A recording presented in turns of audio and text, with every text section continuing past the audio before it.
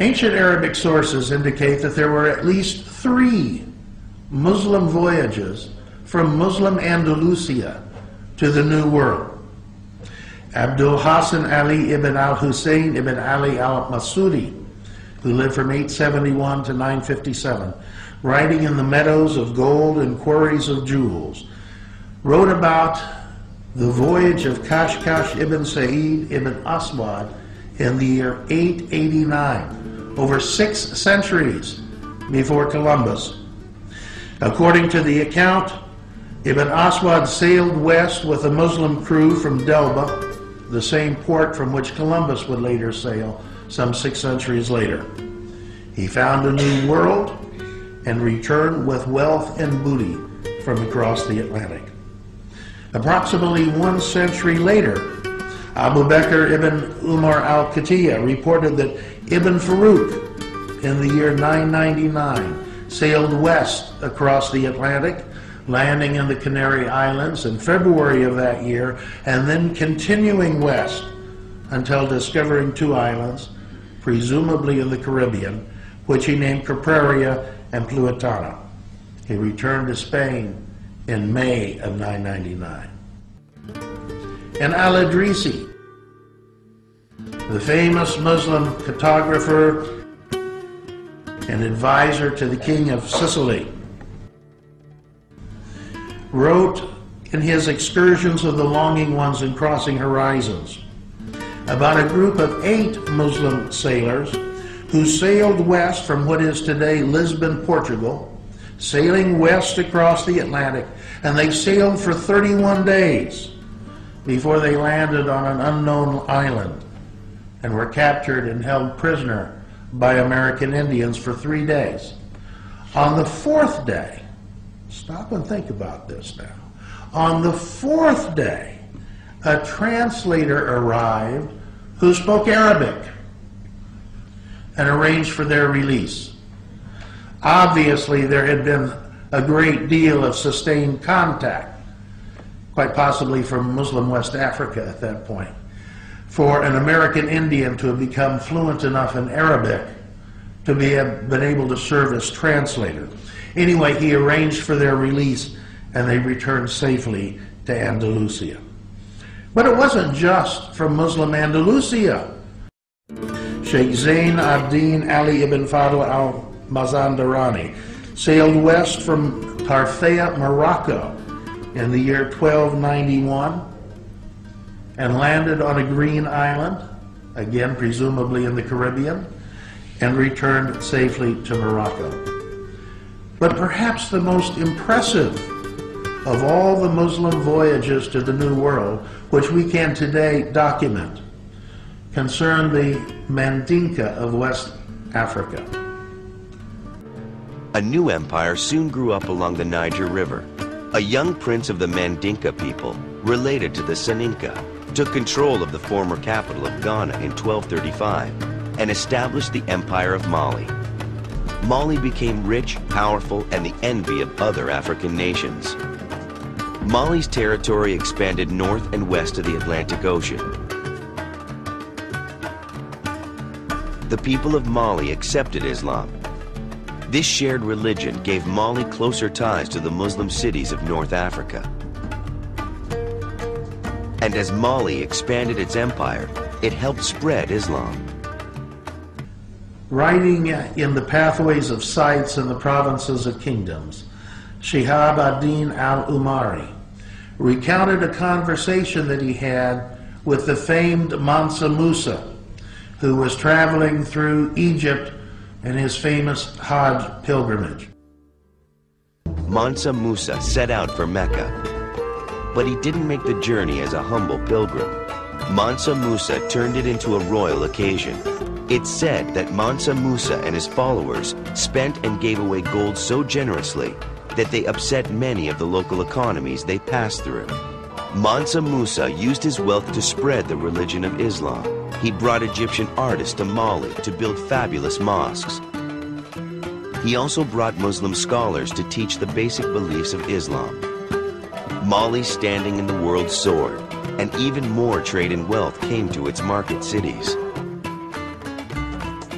Mansa Musa had transformed Mali's wealth into lasting monuments, and a commodity even more valuable than gold, knowledge.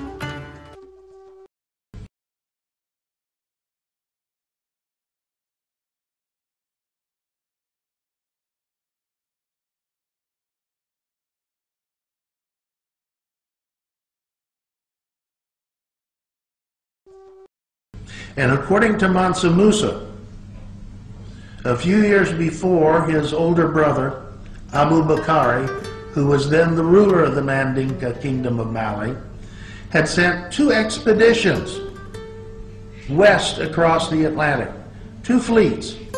This would be around the year 1310. If we put the 2 Mandinka expeditions together, we have a combined total of 2,400 ships, a massive movement from the Mandinka of West Africa. And we know they reached America.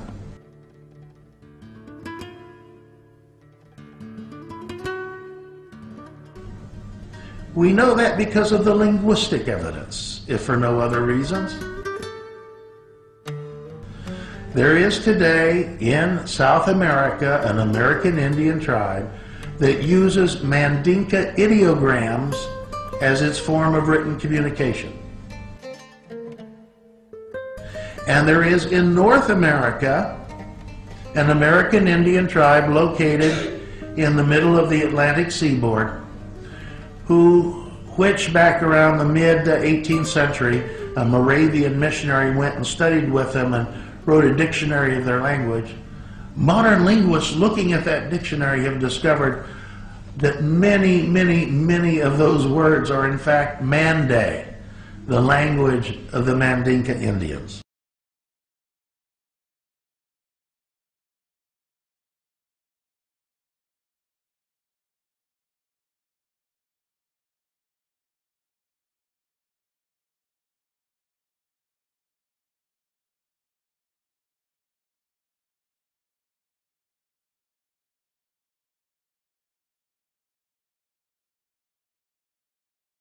There is another, perhaps even older news report in progress, involving a distinctive but long-forgotten alphabet used on the Arabian Peninsula, and found at Block Rock and elsewhere along the Purgatoire River in southeastern Colorado.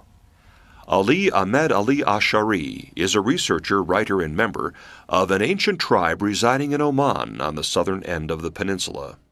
Ali's ancestors cultivated precious frankincense thousands of years ago in the province of Dhofar on the hillsides and mountains surrounding the coastal port of Salalah, a strategic Old World trading hub. Ali has been documenting rock carvings in Dhofar for many years. He spoke enthusiastically about the matching rock art symbols he saw in southeastern Colorado in 2001 when he returned to the state 4 years later. I came to America. I was invited for 2 days or 3 days by the Brigham Young University people, and I did a lecture there, and I met Philip Leonard, and he took me for about 14 days on his course, on his money, and he did everything for me. So we went to Colorado, and we saw these inscriptions, and I was astonished. I mean, it was amazing. It was not unbelievable that you find these inscriptions exactly the same as ours, the same characters, the way that they have written it, and the same way that our people and the people here have done it. You were astonished by this? Absolutely. I mean, how can I believe that, thousands of kilometers away from our area, that the same people or the same characters being found in here? Their meaning at this time is unknown, but the set of 33 characters corresponding to the sounds in the Shari language is a near-perfect match.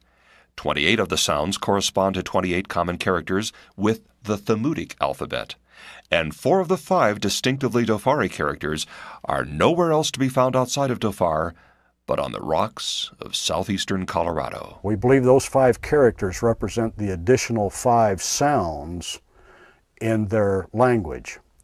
And 4 of those additional characters are perfect matches to 4 extra characters we find here.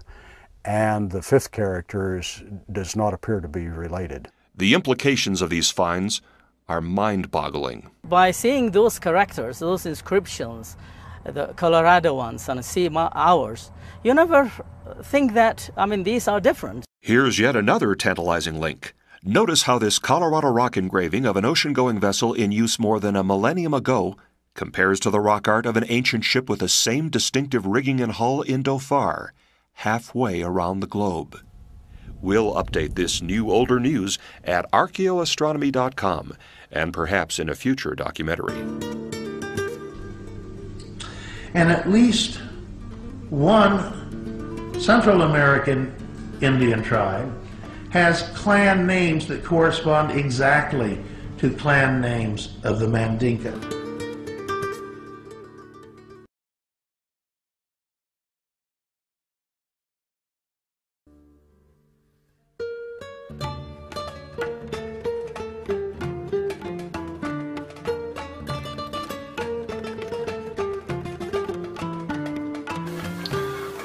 Years ago, there were 10 tribes, and they only found 7. And since then, we found 2 in the last 100 years. But we never found the 10th one, and then we think it's the Lakota Nation. Only tribe in the USA that got a gift from God. And so, the Muslim nations believe the Lakotas are one of their bands. Pretty interesting.